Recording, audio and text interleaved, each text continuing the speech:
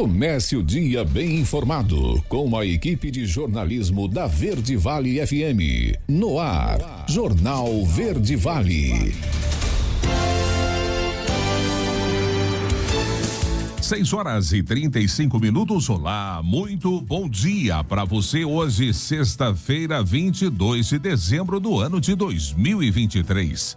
Estamos começando pela Verde Vale FM, uma emissora do Sistema Verde Vale de Comunicação. Mais uma edição do Jornal Verde Vale. Comigo aqui na bancada, Daliana Oliveira. Muito bom dia. Muito bom dia para você, Wesley. Bom dia para você também que acompanha a Verde Vale FM, a rádio número 1 da região, começando mais uma edição do Jornal Verde Vale. Agora 6h36. Confira agora os destaques das últimas 24 horas. Jornal Verde Vale. Operação da Polícia Federal mira diretor, gerentes, técnicos e consultores da Braskem. Seca na Amazônia, ondas de calor no sudeste e chuvas no sul. O verão começa nesta sexta-feira no Brasil. Goiânia terá 1.600 novas unidades habitacionais para famílias com até 2 salários mínimos. Soja, Goiás pede ao Ministério da Agricultura a extensão do período de plantio. Banco Central sobe para 3% a previsão de alta do PIB em 2023 e reduz chance de estouro da meta da inflação a 17%. Ministério da Saúde libera R$100 milhões para estudo clínico com a Cartecel. Concurso à vista. CEINFRA terá 300 novos cargos. Vacina da dengue não erradica a doença, é o que alerta presidente do CONASEMS. Banco Central prevê inflação de 4,6% no final deste ano. Os detalhes destas e outras notícias você vai conferir a partir de agora, aqui no Jornal Verde Vale. A notícia em primeira mão. Jornal Verde Vale. Jornal Verde Vale. Verde Vale. Notícias do Brasil. 6h37. Muito bom dia para você. Sejam todos bem-vindos e bem-vindas a mais uma edição do Jornal Verde Vale. A Polícia Federal começou a cumprir nesta quinta-feira mandados de busca e apreensão em uma investigação sobre o afundamento do solo causado pela mineração do sal-gema feito pela empresa Braskem em bairros de Maceió, em Alagoas. A ação cumpriu mandatos na sede da Braskem em Maceió e também apura a atuação de empresas que prestavam consultoria para a Braskem, a Modecon no Rio de Janeiro e a Flodin em Sergipe. Todos os alvos de busca também foram alvos de quebra de sigilo telemático, por meio da qual a Polícia Federal poderá rastrear conversas por aplicativos de mensagem e por e-mail. Segundo a Polícia Federal, ao todo são cumpridos 14 mandados de busca e apreensão em Maceió, Rio de Janeiro e Aracaju. A Polícia Federal afirma que há indícios de que as atividades da Braskem na capital alagoana não seguiram os parâmetros de segurança previstos. Além disso, há suspeita de apresentação de dados falsos e de que informações foram omitidas dos órgãos de fiscalização, o que permitiu às atividades continuarem mesmo quando as minas já apresentavam problemas de estabilidade. Os suspeitos podem responder pelos crimes de poluição qualificada, usurpação de recursos da União, apresentação de estudos ambientais falsos ou enganosos, inclusive por omissão, entre outros delitos. 6h39. O verão que começa nesta semana terá clima abafado em todas as regiões do país, segundo o Clima Tempo. A estação mais quente do ano começa exatamente à 00:27 desta sexta-feira e se estende até 20 de março às 00:06. Por conta da influência do El Niño, o verão 2023-24 será caracterizado por temperaturas acima da média na parte oeste do Brasil, com destaque para estados do Acre, Amazonas, Rondônia, região central do Pará e leste do Mato Grosso e Mato Grosso do Sul. Espírito Santo, Bahia e sul do Piauí também deve ter termômetros acima da média. E chuvas abaixo da média na região amazônica, especialmente nos estados do Amazonas e do Pará. Também chuvas acima da média em boa parte dos estados do sul, sudeste da região e sul da região centro-oeste, além dos estados da parte norte do nordeste. Apesar do tempo abafado ser esperado para todo o país, novas ondas de calor podem ser registradas em janeiro, no sudeste e na região central do Brasil. Já no oeste e sul do país, as condições mais favoráveis para a ocorrência desse fenômeno devem ser observadas entre janeiro e fevereiro. 6h40 agora. Vamos então aos detalhes desta estação que começa agora, justamente o verão, que vem sob forte influência do El Niño. Quem traz as notícias preocupantes é a Aline Costa.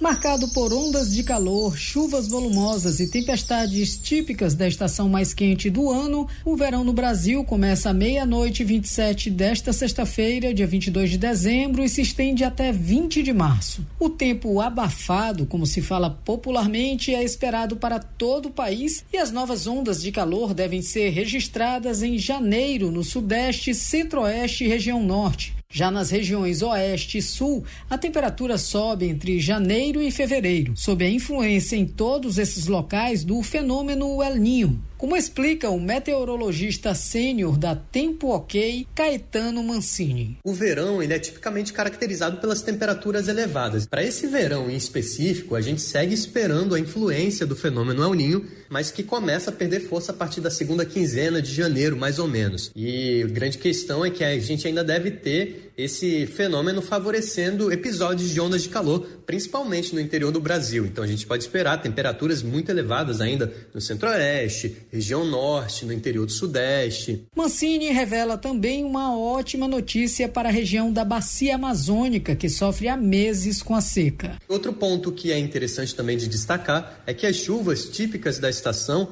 deverão retornar gradualmente à região Norte, que vem sofrendo bastante com uma seca prolongada.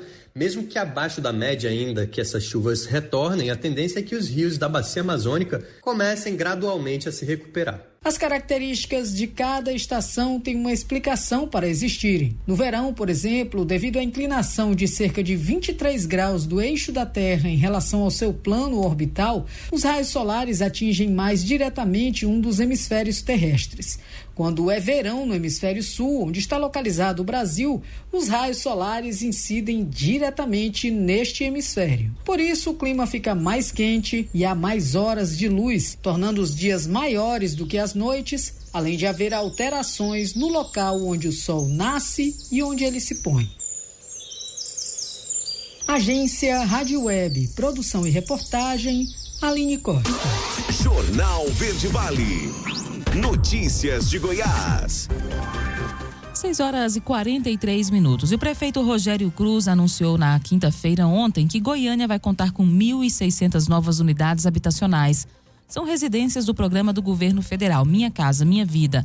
Serão 7 novos residenciais para atender aos grupos familiares com até R$ 2.640 de renda. Com as novas habitações fornecidas pelo governo federal, Goiânia estará pronta para fornecer moradia para a população da chamada faixa 1, composta por famílias que recebem até 2 salários mínimos. Foi o que destacou o prefeito ao frisar que a gestão trabalha para que os goianienses tenham um lar digno para chamar de seu. A portaria do Ministério das Cidades, número 1482, de novembro de 2023, traz as propostas de empreendimentos habitacionais enquadradas no âmbito da linha de atendimento de provisão subsidiada de unidades habitacionais novas em áreas urbanas, com recursos do Fundo de Arrendamento Residencial, integrante do programa Minha Casa Minha Vida, em cumprimento à portaria número 727, de junho de 2023. E a Assembleia Legislativa de Goiás, a Alego, aprovou nesta semana um projeto de lei que torna obrigatório ao Tribunal de Contas do Estado, TCE, prestar contas anualmente à Casa.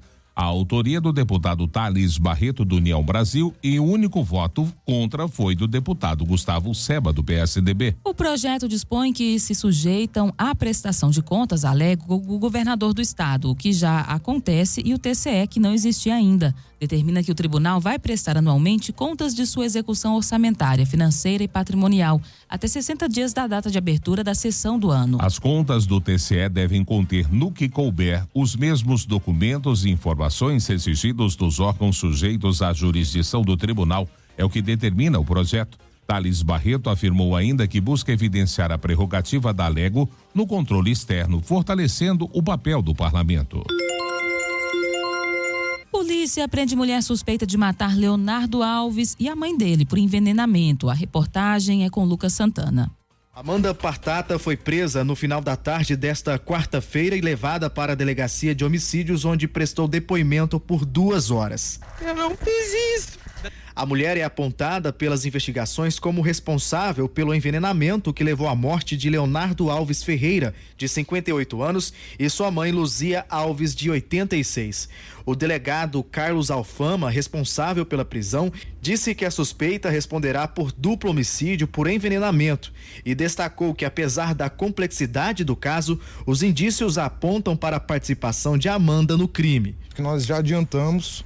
O caso ele é bem complexo, ele envolve um grau de psicopatia que não dá para explicar agora. Nós ainda vamos ouvir novamente a Amanda Partata. Existem detalhes muito relevantes sobre esse caso, detalhes complexos, inclusive outros crimes relacionados à mesma investigada. O advogado de Amanda conversou com nossa equipe. Segundo ele, a suspeita foi presa em um hospital da capital onde estava internada e disse ainda que a cliente não estava grávida, que a gestação foi em outro momento. Ela estava internada no hospital sobre prescrição e indicação médica e foi... A prisão se efetivou dentro do hospital. Dentro do hospital. E de fato, ela se diz inocente? Como é que está essa abordagem com ela? Sim, o primeiro contato, a oportunidade que eu tive de conversar com ela, nega participação nos fatos. Qual era o envolvimento dela com as vítimas? Ela tinha um excelente relacionamento com o avô e a bisavó, né, da filha que ela gestava à época. Eu vou acompanhar a audiência de custódia. A gente tem alguns questionamentos contra a efetivação da prisão dentro de uma unidade hospitalar, até o próprio horário que essa prisão se efetivou. A gente entende que não foi num horário adequado. A partir da decisão que for proferida na audiência de custódia, nós vamos analisar as medidas cabíveis. Nas redes sociais, Amanda se apresenta como psicóloga, mas de acordo com o Conselho Regional de Psicologia de Goiás, não possui registro profissional ativo. De acordo com a Polícia Civil, a doceria Mariana Perdomo não tem nenhum envolvimento com o caso. Uma perícia foi solicitada pelo delegado responsável pelas investigações junto ao Procon Goiás e à Vigilância Sanitária. E o resultado foi que não havia nenhuma substância química nos produtos comercializados. O caso se tratou de um duplo homicídio por envenenamento e a doceria Perdomo Doces não tem nenhuma relação com esse caso. O envenenamento aconteceu depois que os produtos foram adquiridos e foram levados às vítimas. Amanda seria ex-namorada de um dos filhos de Leonardo e no dia do envenenamento esteve com a família em um café da manhã. O veneno pode ter sido colocado em um suco que a suspeita levou para a refeição. Ainda durante a noite desta quarta-feira, a suspeita foi levada para o Instituto Médico Legal, onde fez o exame de corpo de delito e retornado para a delegacia onde passou a noite. Em suas redes sociais, o governador Ronaldo Caiado destacou o rápido trabalho de inteligência e investigação da Polícia Civil. Destacou ainda que a PC já havia descartado o envolvimento da doceria no caso do envenenamento. Lucas Santana, da Agência Brasil Central. Jornal Verde Vale. Esportes. 6:49. E a revista inglesa 442 divulgou sua seleção dos 100 melhores jogadores de futebol em 2023. Vini Júnior é o brasileiro mais bem colocado da lista. O atacante do Real Madrid da seleção brasileira ocupa a 10ª posição, enquanto que outro craque do país, Neymar, nem sequer foi mencionado no ranking. O atleta revelado pelo Santos teve um ano apático, mais marcado por lesões e polêmicas pessoais do que pelo desempenho em campo. Neymar disputou 17 jogos e balançou as redes 6 vezes no ano. Embora nenhum jogador atuando no Brasil faça parte do top 100, outros brasileiros que aparecem em colocações expressivas são 2 goleiros e um volante. Alisson do Liverpool e Bruno Guimarães do Newcastle, além de Anderson do Manchester City, foram eleitos 21º, 22º e 23º, respectivamente, melhores do ano. Gabriel Martinelli do Arsenal, Rodrigo do Real Madrid, Marquinhos PSG, Douglas Luiz do Aston Villa e Lucas Paquetá do West Ham também marcam presença na relação. E hoje, chegou o grande dia. Fluminense e Manchester City se enfrentam a partir das 3 da tarde no King Abdullah em Jeddah, na Arábia Saudita, pela final do Mundial de Clubes. Fernando Diniz promete manter o seu estilo na final contra o City. Vamos conferir a matéria de Daniele. Está chegando a hora da grande final do Mundial de Clubes. Fluminense versus Manchester City. Fernando Diniz versus Pep Guardiola. 2 treinadores que gostam do futebol bonito, da posse de bola, mas com elencos bem diferentes, já que o City tem um investimento muito maior, embora o Flu tenha jogadores como o Marcelo, por exemplo. Fato é que uma questão vem sendo debatida, sempre entre torcedores e até mesmo pela imprensa. Será que Fernando Diniz vai manter o seu estilo de jogo ou vai mudar para tentar segurar o todo-poderoso time inglês? E Diniz respondeu: Não, o estilo de jogo vai ser mantido, o que a gente vai procurar corrigir é não errar tanto quanto a gente errou contra o Arley. A gente sabe que é um time que tem uma qualidade muito grande e a gente só que não é mudando o jeito de jogar que a gente vai aumentar a chance de ganhar. A gente cometeu muitos erros que a gente não consegue cometer, que não costuma cometer. Repito aqui, eu acho que uma das coisas ruins aqui no campeonato é que o campo de treinamento é muito diferente do estádio. O estádio, o jogo é muito mais rápido, a grama está muito mais baixa e o campo fica molhado, então a gente sofreu um pouco com a adaptação do campo no primeiro jogo. E uma polêmica antes da final, tudo porque um jornal inglês chamou o time do Fluminense de time de aposentados. Diniz respondeu a esse insulto. A gente vai achar que é legal se a gente Fluminense perder, se a gente ganhasse, tá vendo? Um time de aposentado mesmo. Como muita gente no Brasil torceu, esse time ser rotulado como um time de aposentado. Não são só eles. Isso é uma coisa que a gente cultua dentro do Brasil o tempo todo. Que quem ganha o jogo são os grandes vencedores. Então não importa se você tem moral ou se você é desrespeitoso. Porque isso faz perder um time de chacota, ele ganhou, a gente está rindo disso aí. Isso é errado, o erro está por ele mesmo. Isso é um erro ético e moral. Não tem nada a ver com partida de futebol. Fluminense e Manchester City se enfrentam nesta sexta-feira, às 15h, no horário de Brasília. Agência Rádio Web com informações do Mundial de Clubes, Daniela Esperon. Jornal Verde Vale. Agronegócios. 6h52. E a Agência Goiana de Defesa Agropecuária pediu ao Ministério da Agricultura a prorrogação do prazo de semeadura da soja no estado. Em nota, a agência de Goiás pleiteia que o prazo seja estendido em 10 dias até 12 de janeiro. Isso ajudaria o produtor rural que tem sofrido com as condições climáticas adversas. É o que justifica em nota o presidente da Agrodefesa, José Ricardo Caixeta Ramos. O pedido ainda precisa ser avaliado pelo Ministério, que é o responsável pela definição do calendário de safra em território nacional. A Agrodefesa lembra que para 2023-24, o período estabelecido para a semeadura em Goiás era inicialmente de 25 de setembro a 31 de dezembro, sendo prorrogado posteriormente até o dia 2 de janeiro pelo próprio mapa. A notícia em primeira mão. Jornal Verde Vale. Jornal Verde Vale. Verde Vale. Notícias do Brasil. 7h08, já de volta com o segundo bloco do Jornal Verde Vale dessa sexta-feira. E o Banco Central elevou de 2,9% para 3% a sua estimativa de crescimento do Produto Interno Bruto nesse ano. A informação consta do relatório de inflação do terceiro trimestre, divulgado ontem. O PIB é a soma de todos os bens e serviços feitos no país, independentemente da nacionalidade de quem os produz, e serve para medir o comportamento da economia brasileira. Se o PIB cresce, significa que a economia vai bem e produz mais. Se o PIB cai, quer dizer que a economia está encolhendo. Ou seja, o consumo e investimento total é menor. Nem sempre, no entanto, a alta do PIB equivale ao bem-estar social. O aumento da projeção ocorre após o anúncio de que o Produto Interno Bruto cresceu 0,1% no terceiro trimestre deste ano, e o resultado ficou bem acima do esperado pelo mercado financeiro. Para o ano de 2024, o Banco Central reduziu a estimativa de expansão da economia de 1,8% para 1,7%. Mesmo assim, segue acima do projetado pelo mercado financeiro, que estima uma alta de 1,51% para o próximo ano.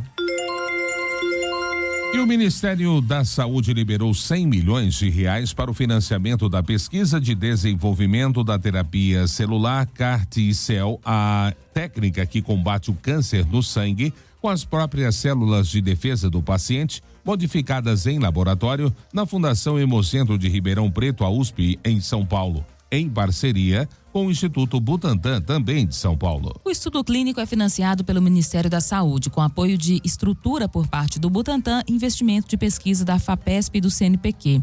Segundo Rodrigo Calado, professor de medicina da USP e diretor-presidente do Hemocentro de Ribeirão Preto, No interior de São Paulo, a partir de janeiro e fevereiro do ano que vem e por um período de 12 meses, os pacientes serão recrutados. Depois acompanhados por mais 12 meses para uma análise dos resultados e a solicitação à Anvisa do registro do produto, que poderá ser disponibilizado ao SUS.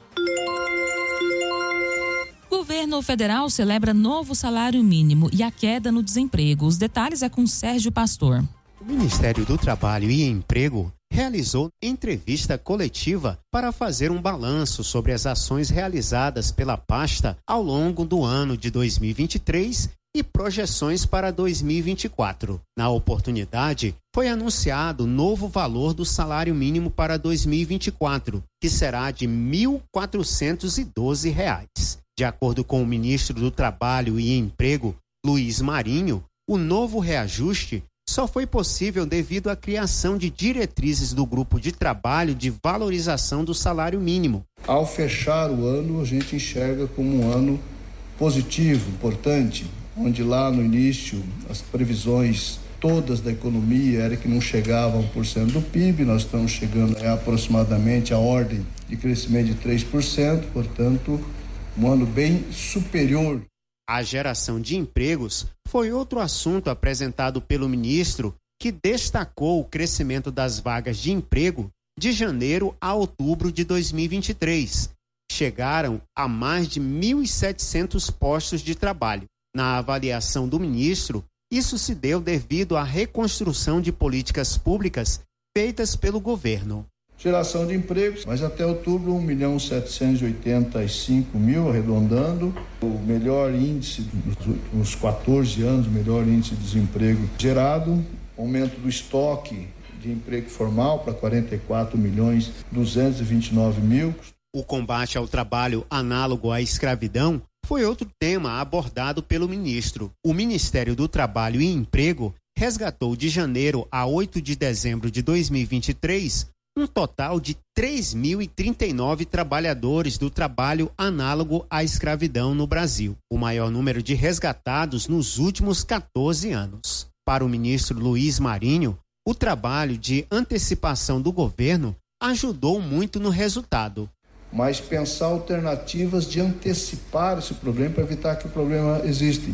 Mas nós temos que cuidar desses trabalhadores que esteja sendo vitimado nos seus direitos humanos, na agressão às pessoas, que é submetida eventualmente a um trabalho degradante. A criação de um grupo de trabalho para a regulamentação de plataformas digitais teve espaço no balanço. As negociações continuam entre representantes do governo e os representantes da classe, com o objetivo de debater e apresentar propostas para regulamentar atividades de prestação de serviços, transporte de bens e de pessoas por meio de aplicativos digitais. Foi estabelecido um prazo até o mês de março para o fim da negociação. Sobre o FGTS digital, o destaque foi a autorização do Conselho Curador do Fundo de Garantia de Tempo de Serviço da alocação de 183 milhões para o custeio do sistema FGTS digital. O recurso vai propiciar a implementação do novo programa,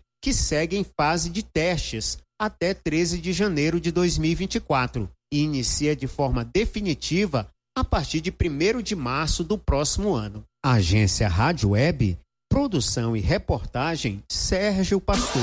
Jornal Verde Vale. Notícias de Goiás. 7h14. E a Assembleia Legislativa de Goiás aprovou um projeto de lei enviado pelo governador Ronaldo Caiado, que cria 300 cargos de analista técnico de infraestrutura na Secretaria de Estado da Infraestrutura. As vagas serão preenchidas gradualmente até 2026 por concurso público e já contarão com plano de carreira e remuneração. O salário é de R$ 5.600 por mês para uma jornada de 40 horas semanais, além de auxílio alimentação mensal de R$ 500.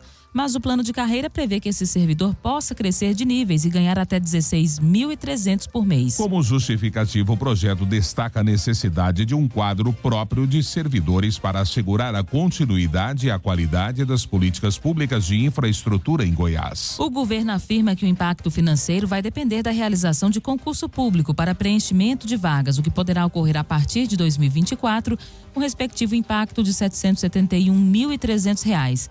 Para 2025, o impacto anual estimado é de 16.200.000. Já em 2026, deverá ser de 25.500.000 reais.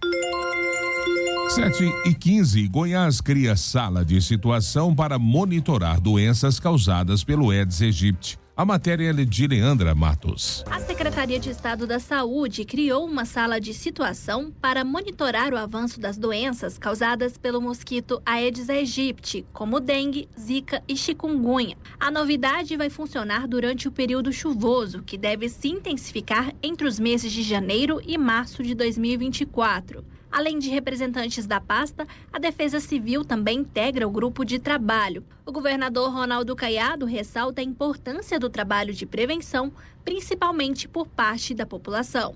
Temos levado essa demanda, tá certo, a todo cidadão. Todo pronunciamento que eu faço, eu peço apoio do estudante, ali, dos prefeitos, dos vereadores, dos empresários, da população, para que realmente se entenda que não tem uma ação única do governo. Nós temos uma somatória de ações capazes de fazer com que você tenha uma menor incidência, que todos nós sabemos quais são. Agora, é a necessidade de cada um também cumprir com a sua etapa, e nós não temos aqui dados, ou seja, amanhã, números de pessoas contaminadas, que nós sabemos que nessa variedade do dengue, ele realmente é uma forma bem mais grave e com risco maior também de vida. A sala de situação trabalha com reuniões semanais para elencar cidades prioritárias, onde deverão ser reforçadas as ações de combate ao vetor. A Secretaria de Saúde realiza ainda capacitações com os profissionais das secretarias municipais de saúde para intensificar o trabalho, com orientações sobre o manejo clínico adequado e a devida condução dos casos de dengue. O objetivo é evitar o agravamento do quadro e a possibilidade de evolução para óbito. Aliado a essas ações, o governo de Goiás iniciou uma ampla campanha de conscientização da população em TVs, rádios e internet. Goiás já registrou em 2023 65.293 casos de dengue e 38 óbitos pela doença. Já com relação à chikungunya, foram 2.131 confirmações e 7 mortes. Para a zika, foram 29 casos confirmados e nenhum óbito registrado.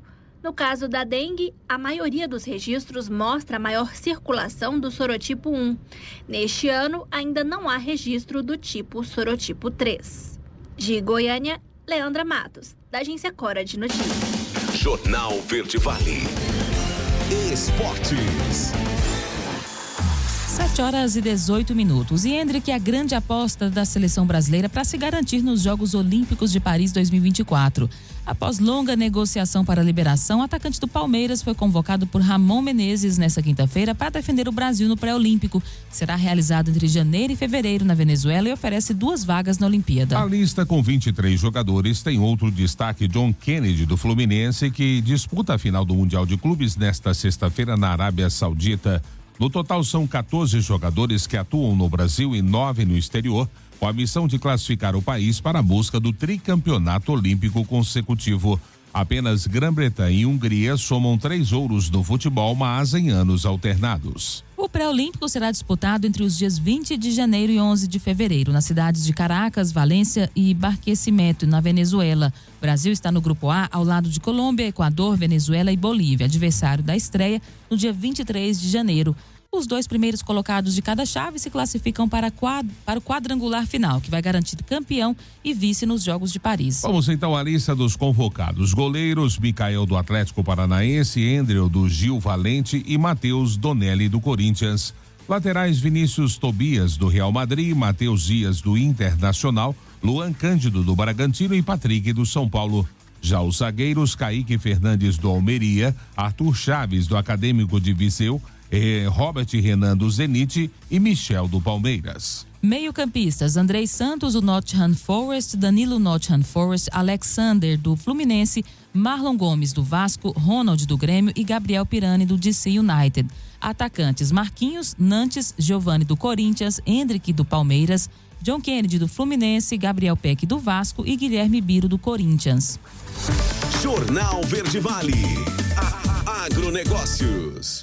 7h20. E o mercado do boi gordo em 2023 foi marcado por uma forte queda nos preços, com a arroba registrando uma desvalorização de 31,26% em relação ao recorde de R$ 348,70 alcançado em fevereiro do ano passado. Segundo Fernando Iglesias, analista das safras e mercado, a queda dos preços foi impulsionada por dois fatores principais: o grande descarte de fêmeas, que aumentou a oferta de animais no mercado, e a queda de preços internacionais da carne bovina. O descarte de fêmeas é um movimento natural do ciclo pecuário que ocorre quando os preços da arroba estão altos. No entanto, em 2023, o descarte foi mais intenso do que o normal, em função dos altos preços da arroba registrados nos primeiros meses do ano. A queda de preços internacionais da carne bovina também contribuiu para a queda de preços no Brasil. Em 2023, a oferta da carne bovina no mercado internacional aumentou, pressionando os preços para baixo. Apesar da forte queda nos preços, o mercado do boi gordo em 2023 ainda registrou margens razoáveis para os pecuaristas. A queda dos custos de produção, que também impactou o ciclo pecuário, é responsável por isso. O preço da reposição, por exemplo, caiu significativamente. A nutrição animal também ficou mais barata. Os preços do farelo da soja e do milho, principais insumos da alimentação de bovinos, apresentaram períodos de baixa em 2023. Para o final deste ano, Iglesias projeta preços acomodados para arroba. O regime de chuvas irregular no centro-norte brasileiro, que prejudica as pastagens, pode gerar alguma pressão sobre os preços, mas ainda nada muito significativo. Jornal Verde Vale. Verde Vale. Notícias do Brasil.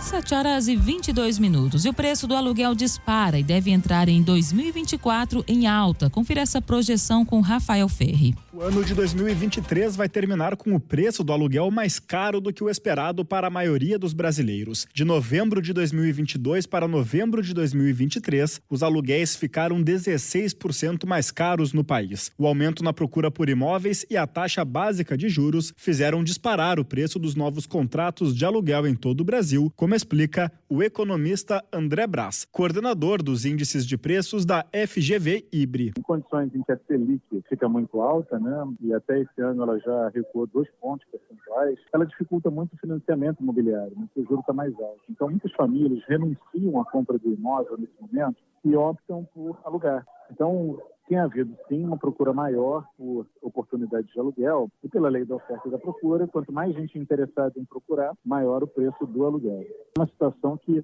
vem ajudando a sustentar os preços dos imóveis para alugar mais altos. À medida em que o ano passa e a taxa básica de juros diminui, o preço dos imóveis deve cair. Porém, provavelmente até isso acontecer do meio para o final de 2024, os preços ainda devem subir. Para o economista André Brás, o atual inquilino pode sonhar e deve estudar a possibilidade de virar proprietário. André lembra que a taxa básica de juros até o final do próximo ano deve diminuir e pode chegar até a 8,5%, bem abaixo dos atuais 11,75% ao ano. Convidam as pessoas a investir num imóvel novo, comprar seu primeiro imóvel. Quando isso começar a acontecer em um volume considerável, o reajuste dos aluguéis vai perdendo força, Então, a gente começa a ver primeiro aumentos menores e, quem sabe, até uma estabilidade no preço. Mas eu diria que é um fenômeno que vai acontecer muito devagar, muito lentamente. Então, eu não prevejo nenhuma mudança abrupta no comportamento dos aluguéis na virada do ano. Acredito que eles ainda vão continuar subindo mais que a inflação, desafiando os inquilinos. Mas, à medida que o ano avança e que a Selic recua, isso pode gradualmente mudar, favorecendo mais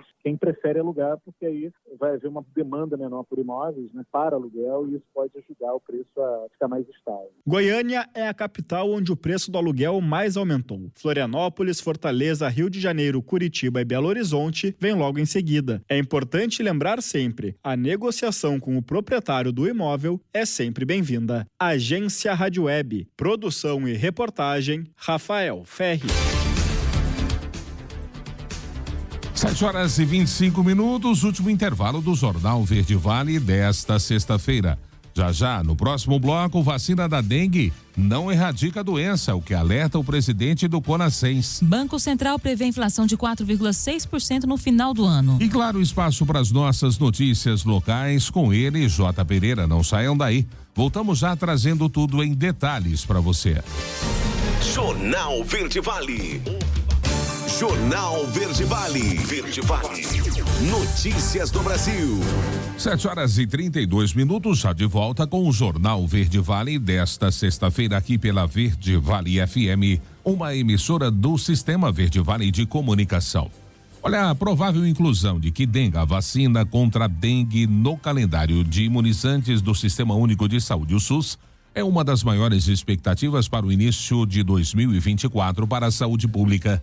Em fase final de análise, a vacina é uma arma importante contra a doença, mas está longe de ser a solução definitiva do problema. É uma estratégia de proteção útil, mas não acabará com o problema endêmico da dengue no nosso país. Essa vacina que está disponível ainda não é a ideal, é o que declarou o presidente do Conselho Nacional de Secretarias Municipais de Saúde, Hisham Mohamed Hamida.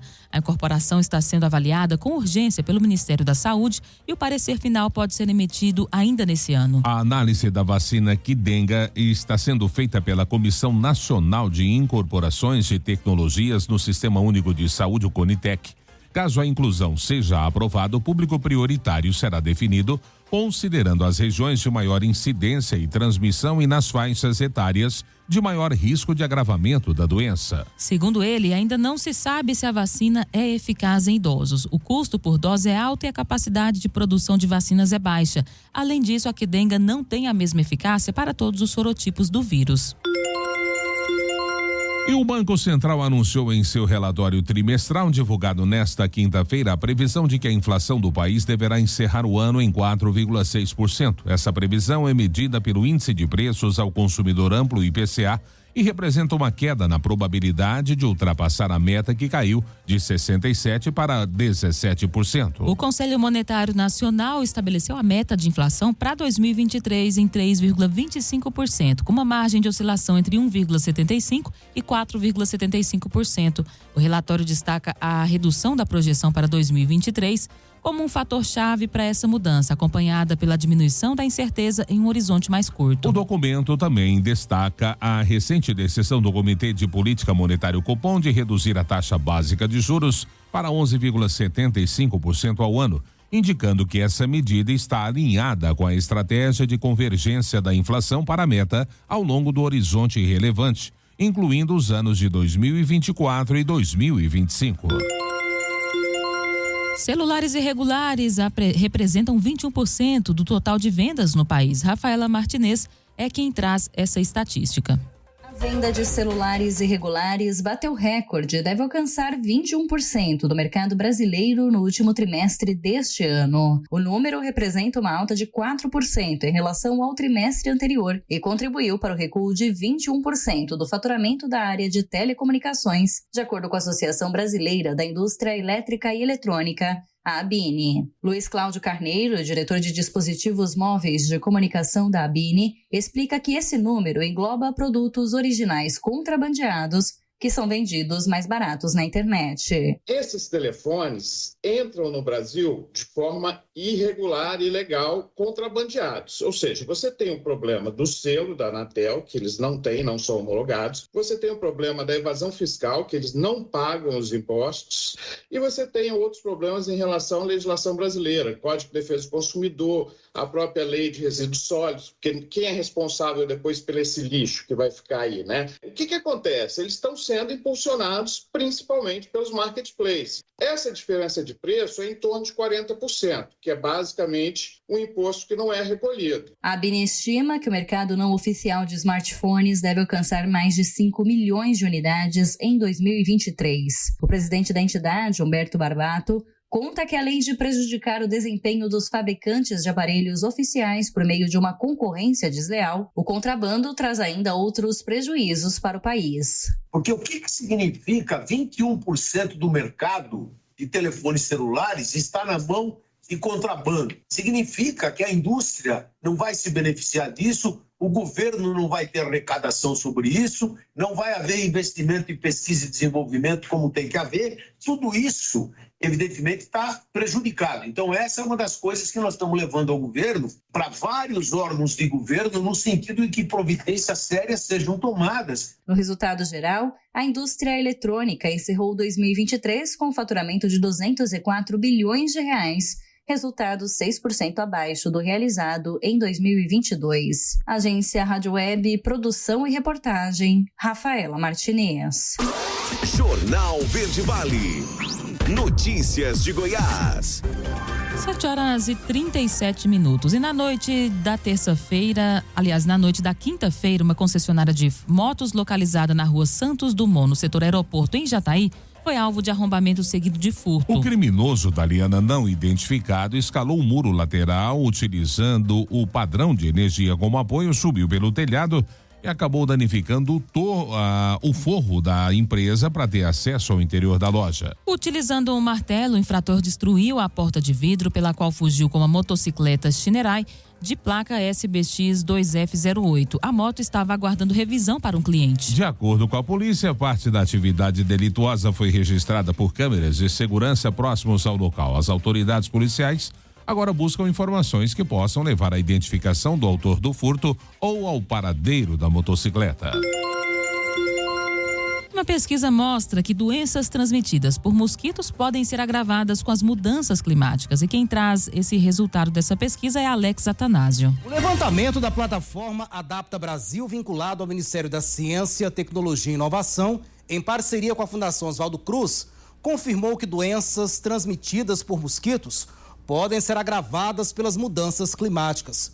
Conforme o alerta, as alterações do clima podem levar à proliferação de vetores, como o mosquito Aedes aegypti, e, em consequência, ao agravamento de arboviroses, como dengue, zika e chikungunya. Aqui em Goiás, já existe um alerta para este fenômeno. Para o estado de Goiás, uma preocupação muito grande. Pra você ter uma ideia, esse aumento da temperatura favorece a procriação do Aedes aegypti. Para você ter uma ideia, em estados e regiões frias do país, nós temos até 30 dias para poder ter o nascimento de um mosquito adulto. No estado de Goiás, com esse aumento da temperatura, em apenas 7 dias, desde a postura dos ovos até nascer um novo mosquito, demora apenas 7 a 10 dias.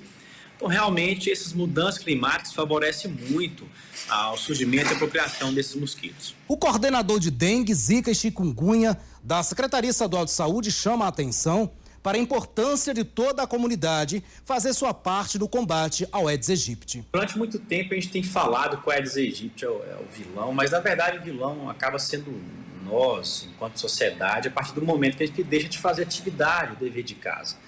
10 minutos durante o seu tempo na semana surte muito efeito quando você conversa com seu vizinho, você tira um tempo para poder fazer a inspeção do seu imóvel. Os imóveis que estão fechados para venda, para aluguel, precisam ser semanalmente inspecionados. As calhas que ficaram muito tempo sem receber volume de chuvas precisam ser inspecionadas, precisam ser limpas. A caixa d'água precisa ser vedada. São atividades rotineiras simples que a sociedade tem muito a contribuir com o poder público. Ainda segundo a Secretaria Estadual de Saúde, houve uma redução significativa no número de casos de dengue em todo o estado. Essa redução foi de 60%. Mesmo assim, o alerta de combate ao mosquito continua. A preocupação maior agora é com os imóveis fechados durante o período de férias. 60% dos imóveis que são entrados em Goiânia de maneira compulsória tem a presença do Aedes. Então isso coloca em xeque todo o trabalho dos agentes de endemias que acabam visitando os imóveis e é muito preocupante. Por isso que a pessoa agora na época de festa, quando vai viajar, ela precisa inspecionar o seu imóvel antes de viajar. Alex Atanásio, da Agência Brasil Central.